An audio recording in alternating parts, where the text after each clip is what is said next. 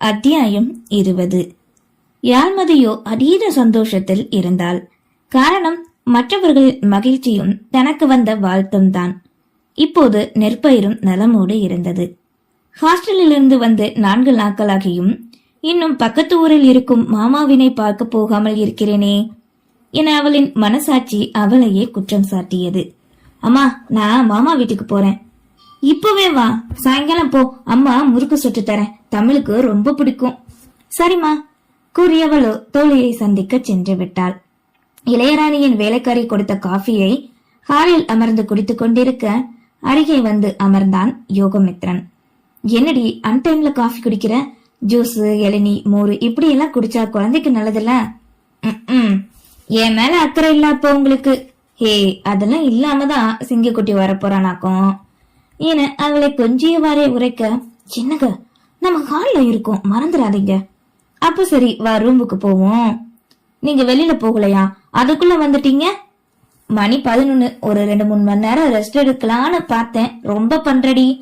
காலையில 6 மணில இருந்து ரவுண்ட்ஸ் தானே. ஆமா, அம்மா எங்க? அத்தை மாமா 2 பேருமே ரூம்ல தான் இருக்காங்க. என்னங்க, ருத்ரா போன் போட்டா, எக்ஸாம் லீவ் முடிய போகுதான், வரேன் நீன்னு சொன்னான். வரட்டும், அவ வந்தாதான் என் அப்பா முகத்துல பல்பே எரியும். கோபம், முரட்டுத்தனை எல்லாம் தள்ளிட்டு பொண்ணோடவே கிடப்பாரு. ஏங்க வாய முடுங்க, பகல்ல பக்கம் பார்த்து பேசணும், யார் காதுலயாவது கேட்க போகுது. கேட்டா கேட்கட்டுமே, எனக்கு என்ன பயம்? ஆமா, அப்படியே பயம் இல்லாம தான் மறைமுகமா மதிய காரணமா வச்சு உங்க அப்பாவை நியூஸ் பேப்பர்ல போட்டீங்களோ? பயம் இல்லைன்னா உங்க அப்பா கிட்ட நீங்க நேரடியாவே பேசிருக்கலாம்ல, ஏன் பேசலாம்? ஒரு சேர புருவம் உயர்த்தி தலை சாய்த்து வினவ அவள் கூறியதை எங்கே கேட்டான். அவளின் அழகில் மயங்கி போய்தான் அமர்ந்திருந்தான்.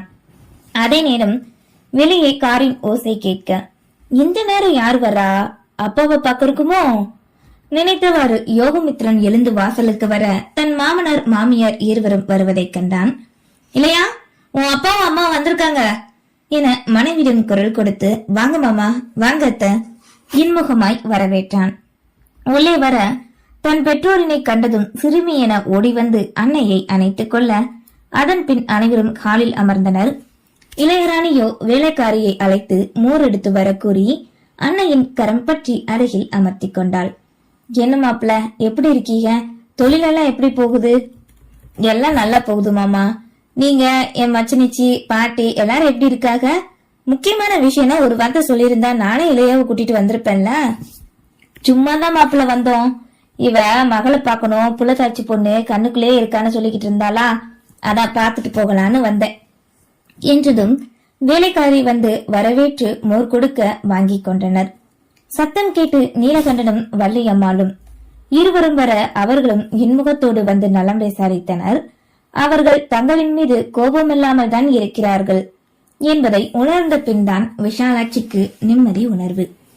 பொதுவாக சிறிது நேரம் அமர்ந்து பேச, சமந்தியம்மா, என் மருமக ருத்ரா எப்ப வரா என வள்ளியம்மாளிடம் விஷாலாட்சி கேட்க, ஏதோ அடுத்த வாரம் பரீட்சை முடியுதா, அதுக்கப்புறம் 1 மாசம் லீவ் வரேன்னு சொல்லியிருக்க சமந்தி. அப்படியா? நல்லா இருக்கல்ல, தினமும் பேசுவாளா? ஆமா சமந்தி, பேசுவா. அவளுக்கு அவங்க அப்பாட்ட பேசலன்னா நைட்டு தூக்கமே வராதுல்ல, எல்லாரையும் விசாரிப்பா. என் மருமக எப்படி இருக்கா, இங்கிட்டு எப்ப வரப்போறானா என இளந்தரையனை பற்றி விசாரித்தனர். இளையராணியின் திருமணத்திற்கு முந்தின நாள் சிறிது நேரம் அமர்ந்து பேசிக் கொண்டிருக்க, அப்போதுதான் தேவா, இலா இருவரையும் கவனித்தனர். சங்கரமூர்த்தியின் 2 பிள்ளைகளும் ஒழுக்கமானவர்கள்தான். அதிலும் தேவா தன் மகனின் வயது. அவனோடு பயின்றவன் இப்போது உயிரை காக்கும் உன்னதமான தொழிலை செய்து கொண்டு வருகிறான் என்பது புரிந்து லேசாக பேச்செடுத்தார். ஏன் சம்பந்தி, உங்க மூத்த மகன் என் பையன் வயசு தானே, இன்னும் கல்யாணம் பண்ணலையா? அடுத்த வருஷம் பண்ணணும். 1 வருஷம் படிப்பு இருக்கு. இப்ப வெளிநாட்டுல படிச்சுக்கிட்டு இருக்கான். தங்கச்சி கல்யாணத்துக்கு தான் வந்திருக்கான். 2 நாள்ல கிளம்பிடுவான். முடிஞ்சதும் அப்புறம் உடனே கல்யாணத்தை பண்ணி வைக்கணும். அப்படியா? ரொம்ப நல்லது சம்பந்தி. அப்போ நான் என் பொண்ணு எடுத்த மாதிரியும் பொண்ணு கொடுத்தா நல்லா இருக்கும்னு நினைக்கிறேன். கொடுக்க கூடாதா? ஒண்ணுக்குள்ள ஒண்ணு இருந்தா பின்னாடி காலத்துல பிள்ளைகளுக்கு பிரச்சனை வராதுல்ல சம்பந்தி. நீங்க சொல்றது வாஸ்துவம் தான் சம்பந்தி. ஆனா என் மூத்த மகன் தேவாவுக்கு என் தங்கச்சி பொண்ணுதான்னு எப்பவும் முடிவு பண்ணிட்டோம் நாங்க. ஓ அப்படியா? அப்போ உங்க ரெண்டாவது பையன் இருக்கான்ல என்றதும் சில நொடி யோசித்து சரி என்றனர் வார்த்தைக்காக. அதிலிருந்து இந்த நாள் வரை விஷாலாட்சியோ மருமகள் என அழைக்க, அதே போல் வள்ளியம்மாள் நீலகண்டன் மருமகன் என்றுதான் அழைத்துக் கொண்டனர். ஏதாவது திருவிழா பொங்கல் நல்ல நாள் பொழுது வந்தாதான் ஊர் பக்கமே எட்டி பாக்குறாங்க. என்ன சம்பந்தி என கவலையோடு தன் மகனை நினைத்து விஷாலாட்சி புலம்ப, ஆமா ஆமா, மூத்த மகனுக்கு இன்னுமா வெளிநாட்டுல படிப்பு முடியல, முடிஞ்சிருச்சா இல்லையா? அவனின் திருமணத்திற்கு பின் தான் மகளின் திருமணம் என்று கூறினார்கள். அந்த நினைப்பில் நீலகண்டன் கேட்க, அவனுக்குமே இன்னும் 2 வாரங்கள் இருக்கிறது, அதன் பின் தான் வருவான் என கூறினார் சங்கரமூர்த்தி. நொடியில் யோசித்த நீலகண்டனுக்கு தோன்றியது, யாழ்மதிக்கும் மூத்தவனுக்கும் திருமணம்தான். தன் சம்பந்தி வீட்டுக்கு மருமகளாகிவிட்டால் பின் அவள் வீட்டோடு தான் கிடப்பாள். தன்னை எதிர்க்க மாட்டாள், எதிர்க்கவும் முடியாது. புகுந்த வீட்டில் இருந்து கொண்டு இங்கே தன்னை ராஜ்யம் செய்ய முடியுமா என்ன? நேற்று தன்னை ஊரார் பேச எப்படி அவமானப்படுத்தி விட்டாள்? விடக்கூடாது. இனி தன் பக்கமே குறுக்கே வராது பார்த்து கொள்ள அவளை அடக்க ஒரே வழி திருமணம் செய்து வைப்பதே. அப்புறம் சம்பந்தி, நேத்து இவங்க தங்கச்சி மக பேசினது, சண்டை போட்டது எதுவும் மனசுல வச்சுக்காதீங்க. அவ அப்படித்தான், என்ன பண்றோன்னே கூட தெரியாம பண்ணிருவா என விஷாலாட்சி பொதுவாக தன்மையாய் மன்னிப்பு வேண்ட, இப்ப எதுக்கு அத்த அதை பத்தி பேசிக்கிட்டு விடுங்க என்று எங்கு தந்தை அதனை நினைத்து மலையேறி விடுவாரோ எண்ணத்தில் கூறினான் யோகமித்ரன். சச்ச, இளரத்தம் படிச்சு புள்ள அப்படி பண்ணிருச்சு. ஆமா, இப்பதான் ஞாபகம் வருது சம்பந்தி, நீங்க அந்த புள்ளைய உங்க மகனுக்கு கட்டணும்னு சொல்லியிருந்தீங்கல்ல, இப்பதான் அது படிப்பு முடிச்சிருச்சுல, உங்க மகனும் முடிக்க போறேன்னு சொல்றாங்க. அப்ப என்ன கல்யாணம் பண்ணி வச்சிட வேண்டியதானே? என் மகன் வயசு தானே உங்க மகன் வயசு, இதோ பிள்ளைக்கு அப்பாவாக போறான் என நினைத்ததை கூறிவிட, அதனை கேட்ட சங்கரமூர்த்தி யோசனையில் இருந்தார். இல்ல, இவளுக்கு குழந்தை பிறந்ததுக்கு அப்புறம் வச்சுக்கலான்னு நினைச்சேன் என இளையராணியை காட்டி கூறவே, என்ன சம்பந்தி நீங்க நல்ல விஷயத்த தள்ளி போட்டுக்கிட்டே சட்டுப்புட்டு முடிக்க வேண்டியதானே? பொண்ணு என்ன அந்நியமா? சொந்த பொண்ணு தானே, சீக்கிரம் முடிச்சிட வேண்டியதானே? அப்புறம் அதுக வாழ்க்கையும் அதுக பாத்துக்கிட்ட போதுங்க. இப்படியேவும் நாளை கடத்திக்கிட்டே போனா எப்படி? மகளுக்கு அதுக்கப்புறம் வளகாப்பு, குழந்தை, மகனோட வாரிசு சீக்கிரம் பாத்துருவீங்கல்ல என்று இன்னும் என்னென்னவோ கூற முடியுமோ அதெல்லாம் கூறி அச்சாணியாய் அந்த எண்ணத்தையும் பதித்து விட்டார். பின் சிறிது நேரம் மகளோடு அமர்ந்து பேசி மதிய உணவினையும் சம்பந்தி வீட்டிலே உண்டு முடித்து சொல்லிக்கொண்டு தங்களின் வீட்டிற்கு கிளம்பினர். செல்லும் வழியில், ஏங்க உங்க தங்கச்சி வீட்டுக்கு போகணும்னு சொன்னீங்க, போகலையா? விஷாலாட்சி கேட்க, இன்னொரு நாள் பாத்துக்கலாம் என்றவரின் யோசனையை முழுவதும் சம்பந்தி நீலகண்டன் சொல்லியதில்தான் இருந்தது. இதில் மகளும் கிளம்பும் முன் தன் மாமனார் கூறியது சரிதான், என்ன ஆசையும் அதுவேதான் என கூறிவிட குழம்பி போனார். யோசிக்க என்ன இருக்கு? என்னைக்கும் முடிவு பண்ணதானே, இந்த மாசமே கல்யாணத்தை பண்ணி வச்சிடலாம். அப்பதான் மருமகள் அடக்க ஒட்டுக்கமா வீட்டுக்குள்ள கிடப்பாவ.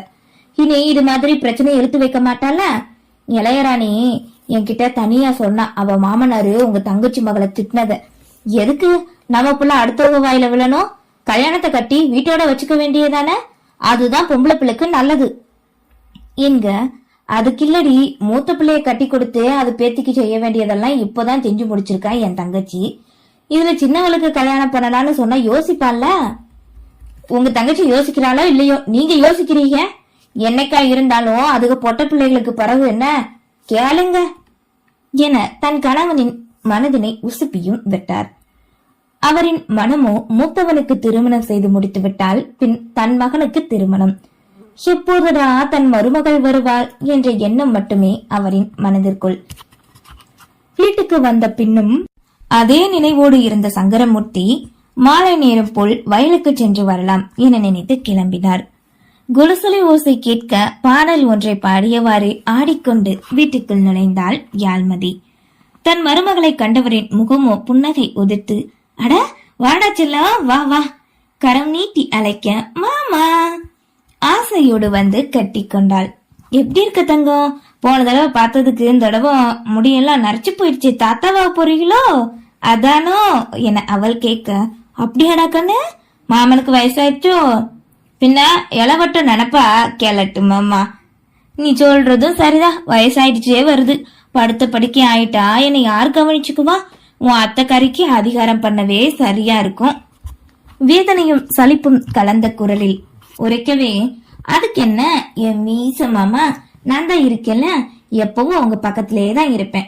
எனக்கு படிப்பு முடிஞ்சு போச்சுல மாமாய். சந்தோஷ துள்ளலோடு அவரின் மீசையை முறுக்கிவிட்டு ஆட்டினாள். அப்போ நீ இந்த வீட்லயேவும் என் மகனை கல்யாணம் பண்ணிட்டு இருந்துறியா? அதுக்கு என்ன, நாளைக்கே கல்யாணம் ஏற்பாடு பண்ணுங்க, இருந்துருவோம் இந்த வீட்லயேவும், செல்லமாக உரிமையோடு கூற. அந்த வார்த்தை தனக்கு பின்னாளில் பார்த்து கொள்ள இவள் இருப்பாள் என்ற எண்ணமும் தன் தங்கையின் இரத்தம் தன் உயிரென நினைத்தார் சங்கரமூர்த்தி. நன்றி.